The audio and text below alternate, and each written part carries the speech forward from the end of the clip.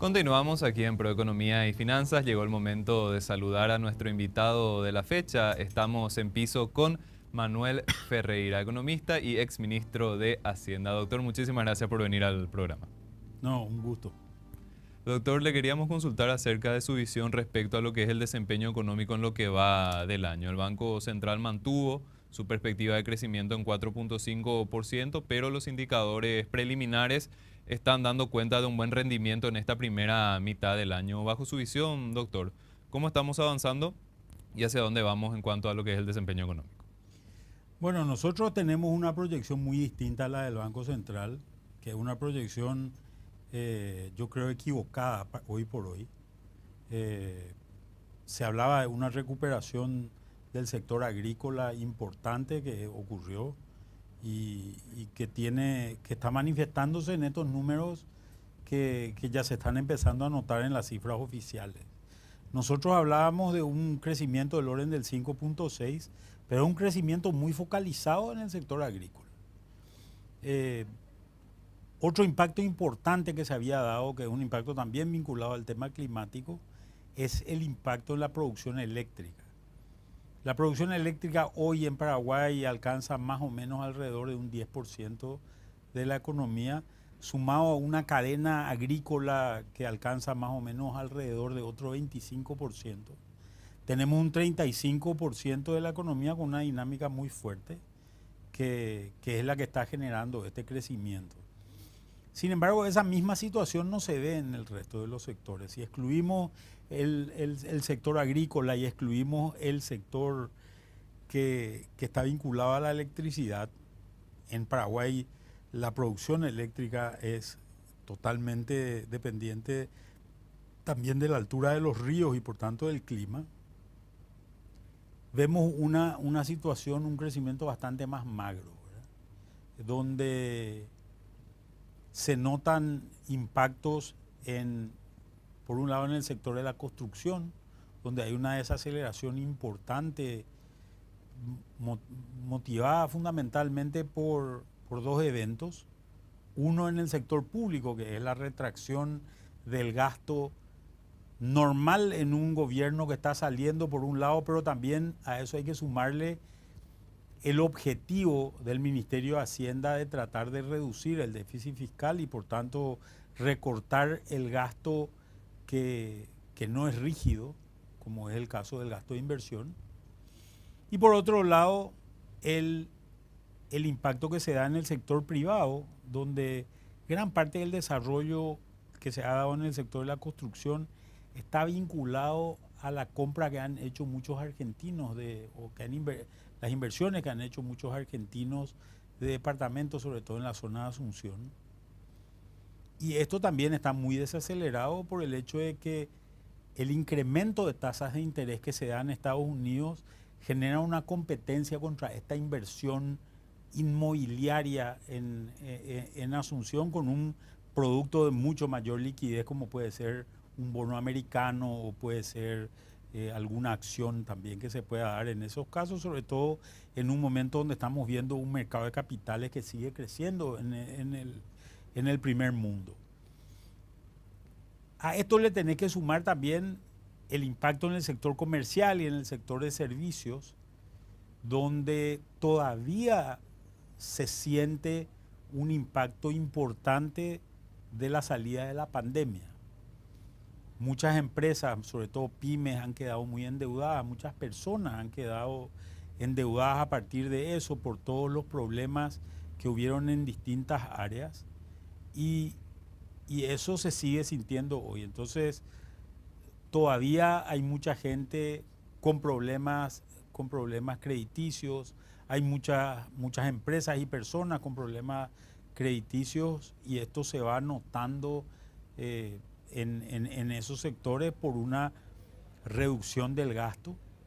Y a esto le tenés que sumar una tasa de interés muy elevada. Yo creo que ya elevada equivocadamente, porque hemos visto una inflación que se ha reducido de manera significativa y parecería ser que, si bien nuestro Banco Central es independiente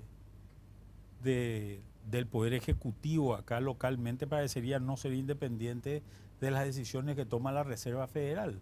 Cuando hay otros bancos otros bancos centrales, ejemplo el de Uruguay, que ya están empezando a reducir las tasas, por primera vez vemos una decisión del Comité de Operaciones de Mercado Abierto que toma una decisión en mayoría, lo cual es un elemento positivo.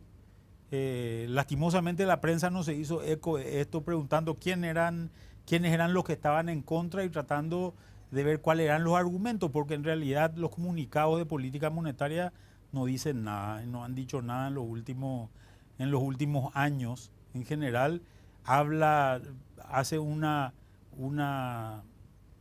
descripción superficial de la situación y no pasa de eso, ¿verdad? No pasa, y dice vamos a seguir monitoreando las políticas hacia adelante. Creo que este es un problema que ya está generando. La política monetaria dejó de ser neutral y es una política que tiene un efecto negativo importante ya hoy, con efectos,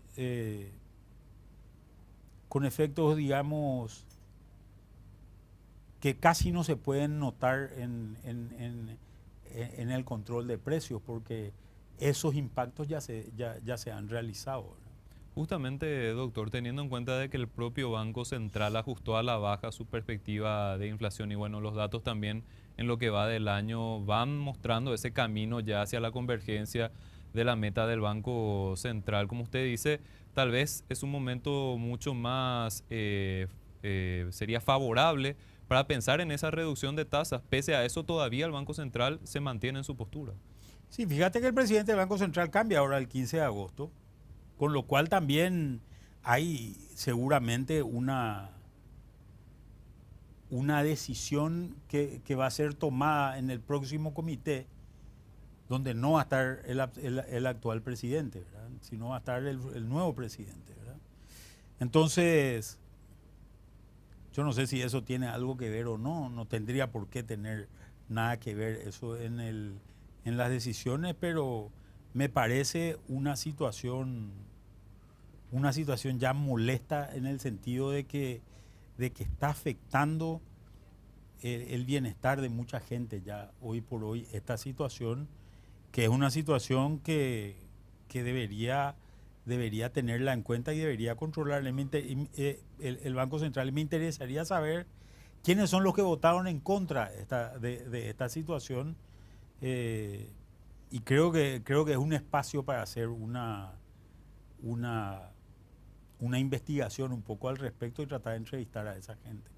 Doctor, en el caso de ustedes, ¿cuál es su perspectiva de crecimiento económico para el 2023? Nuestra perspectiva está en 6,4% para este año.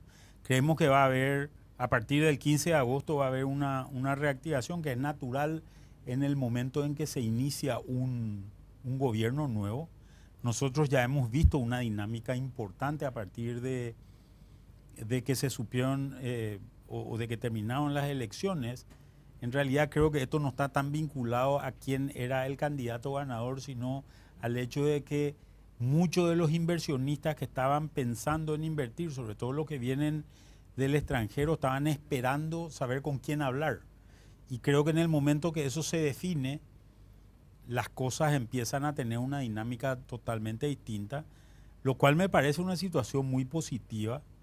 Espero que en realidad el gobierno nuevo pueda concentrarse en resolver algunos temas que son urgentes y que van a afectar la performance que se pueda tener de aquí en adelante, no tanto a nivel no solamente a nivel del sector público, sino también, sobre todo, a nivel de generar condiciones y reglas de juego que sean importantes para que las cosas funcionen en toda la economía de aquí en más.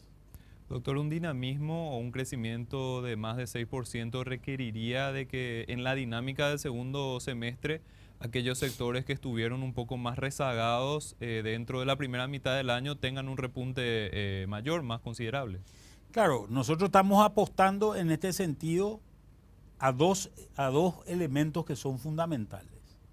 Un primer elemento es el desarrollo nuevamente del sector de la construcción, tal vez con una dinámica de tratar de empujar o de impulsar algunos temas.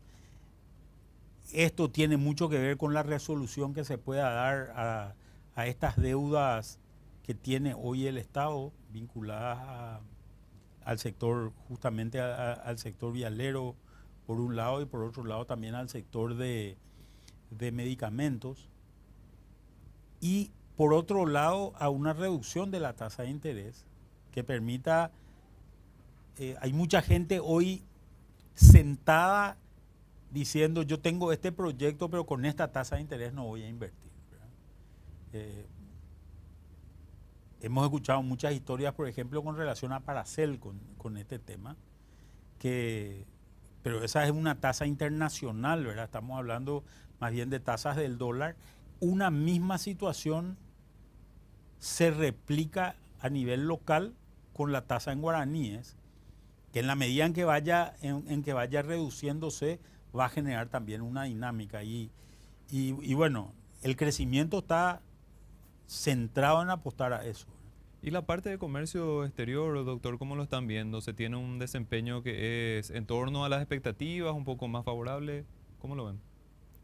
Sí, hay un desarrollo importante del comercio exterior por el efecto rebote que ha generado la agricultura. Nosotros hoy tenemos alrededor de 80% de nuestros productos exportados son materias primas o están vinculados al sector agropecuario en general. La dinámica es muy importante en el sector agrícola, no así en el sector ganadero. En el sector ganadero vemos caídas importantes en crecimientos, a pesar de que obviamente también van afectando el comercio exterior. Pero es importante el hecho de que tengamos una dinámica en el sector agrícola que genera este rebote. Este rebote nos está haciendo pasar seguramente de un déficit en balanza comercial del orden de los 500 millones de dólares a un superávit en balanza comercial del orden de los 1.500 millones de dólares a un superávit del mismo orden en balanza comercial, lo cual te está diciendo están entrando al país 3.000 millones de dólares que el año pasado no entraron. ¿Por qué? Porque no había soja, porque no había aceite de soja, porque no había harinas. Y ahora todos estos productos están empezando a salir del país y a generar un ingreso de divisas importante. Doctor, hacemos una pausa cortita y continuamos en un siguiente bloque.